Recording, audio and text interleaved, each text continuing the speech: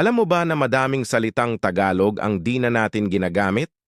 Mirasol, na ang ibig sabihin ay sunflower.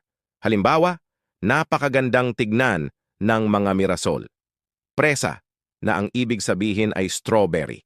Halimbawa, may pasalubong ako sa iyong presa galing Baguio. Awon, na ang ibig sabihin ay yes. Kalatas, na ang ibig sabihin ay mensahe. Halimbawa, natanggap mo ba ang aking kalatas? Tungal, na ang ibig sabihin ay awkward. Pandekrema, na ang ibig sabihin ay cake.